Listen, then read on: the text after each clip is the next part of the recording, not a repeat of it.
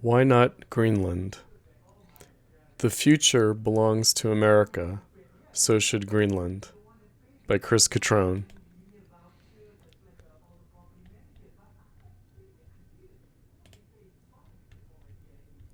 Recently, NASA satellite imagery discovered the ruins of an old U.S. nuclear weapons base, Camp Century, under the permafrost in Greenland, an abandoned relic of the Cold War.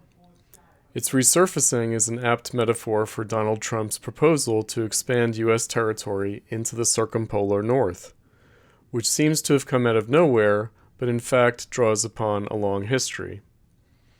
When Nazi Germany conquered Denmark in 1940, Britain, and later the U.S., invaded and occupied Iceland.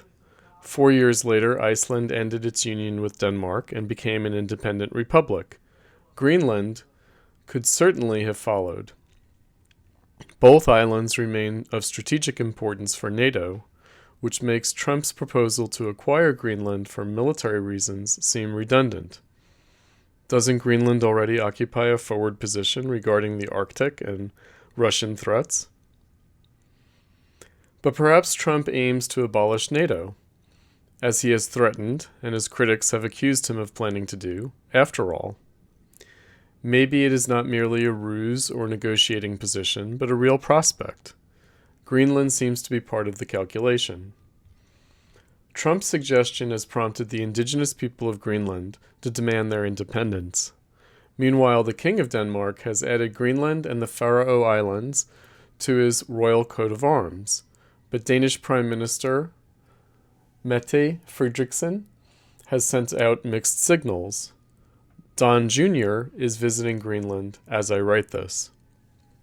Trump's calling Canada the 51st state caused the downfall of its governor, Prime Minister Justin Trudeau.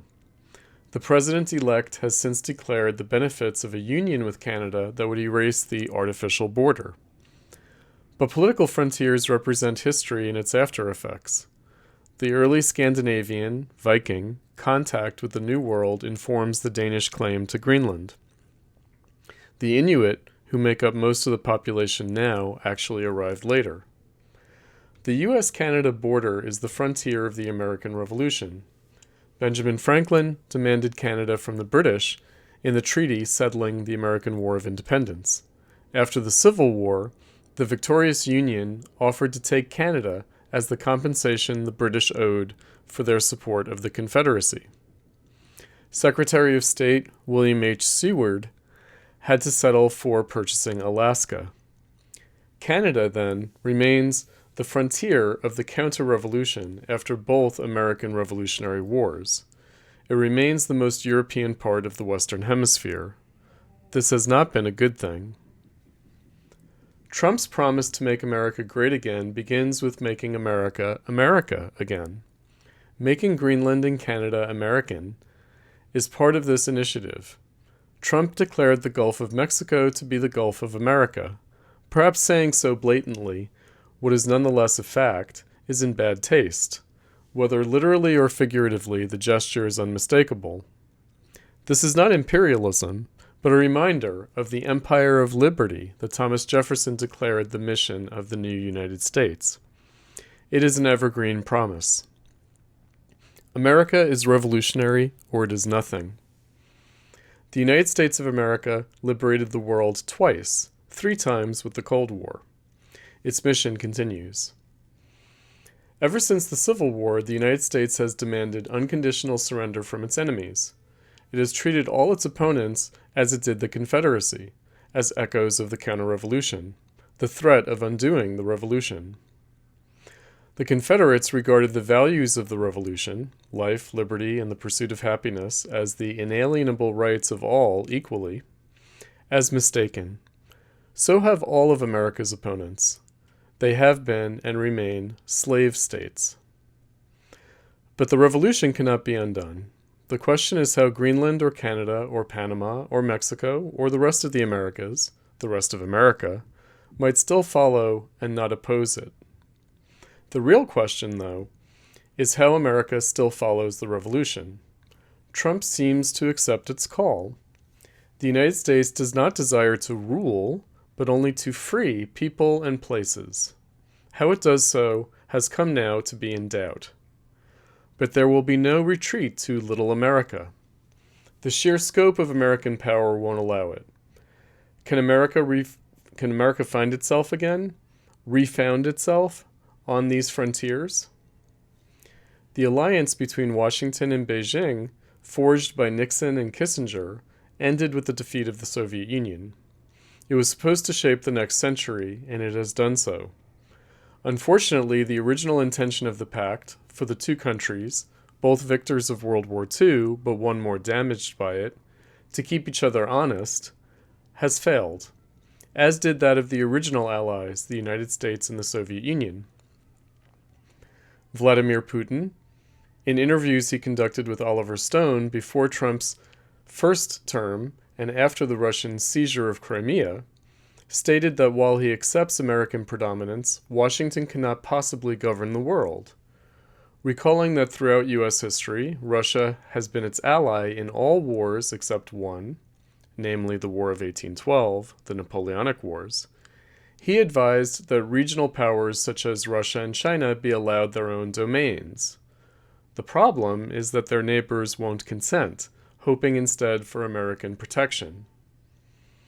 Trump is decried by his political opponents in both the Democratic and Republican parties as an isolationist, the old pejorative from the pre-World War II era. But ever since Woodrow Wilson's War to End All Wars, which was forced on America by Europe, that is, by the counter-revolution, American involvement in global affairs has been a given. Theodore Roosevelt had already negotiated the end of the 1905 Russo-Japanese War, and had warned against America coming into conflict with either Japan or Germany, which he saw menacing on the horizon. Trump has promised to end the current wars in Ukraine and Gaza, to launch no new wars, and invited Chinese President Xi Jinping to his inauguration, extending the hand of friendship to the only potential rival of American power. Xi politely demurred, not needing the reminder of the vitality of American democracy. Trump has not ruled out a military solution to either the Greenland or Panama Canal issues that he has identified. He did, however, rule it out for Canada, ironically enough, considering its origins as the redoubt of America's foes in the Revolutionary War. Is Trump's audacious overture to his second term a prelude to a new geopolitical competition, a new Cold War, or even World War III? Or is it rather a preview of a restored American world leadership as Trump apparently intends? The key to hard bargaining is willingness to walk away from a deal rather than accept bad terms. Trump is wagering that his negotiating partners are at least as in need of peace as America, and that in the wake of both the Great Recession and the COVID crisis, the world depends on American recovery. The danger is that the United States might overplay its hand. It might not be a time for brinksmanship or confrontation. It might not be a matter of tests of strength, but it might require a match of wills. Washington has been bogged down by policy impasses and decided lack of vision in the new millennium. Former Representative Joe Walsh, who briefly opposed Trump for the GOP presidential nomination in 2020, speculated at the 2024 Never Trump Republican Counter-Convention in Milwaukee that winning the Cold War had doomed America. He might have meant that China was the ultimate beneficiary of the fall of the Soviet Union, but such pessimism is unrealistic. The post-Cold War crisis is indeed being met, however undesirably to Walsh and the GOP old guard, by Trump. Unlike China or Russia, America has greater resources for political change in direction and leadership. There is a refusal to see the obvious regarding Trump, that he represents the hope and change that was merely a marketing slogan for Obama before him. The gravitational attraction of the United States is in its social and not merely its economic power. This extends to its political capacities. There are many sources of power, not just one. And this creates a much more resilient polity than one finds in America's would-be enemies. Over the course of American history, every 40 or 50 years has seen a crisis that called for national renewal. Jefferson's Revolution of 1800, Jackson's 1828 election, the Civil War, the Progressive Era, the New Deal, and the Reagan Revolution all changed the political parties and the nature of their competition, fulfilling Jefferson's estimation that a revolution would be needed every generation or so. We are living through such a shift now. While there might not exactly be a plan, there is a vision. Trump, setting his sights on Greenland, might seem to prove his critics right about the danger of his folly. It symbolizes the apparent absurdity of the moment. But it would be wrong to fall back on the lack of imagination that has afflicted U.S. politics for far too long. The neglected and forgotten Danish colony in the Western Hemisphere captures something of the nature of Trump's character, which is bombastic but not empty. Where others have been complacent to let spaces lie unutilized, he has set to building. Could this be done on the mostly vacant territory of the world's largest island? Where others now see a barren wasteland, Trump finds not only possibilities but necessities, the necessity for American growth and change. In this and other fields, Trump sees the need for a broader American future. Approaching the quarter millennium of the American Revolution, perhaps the borders of the Empire of Liberty are set to be revised again.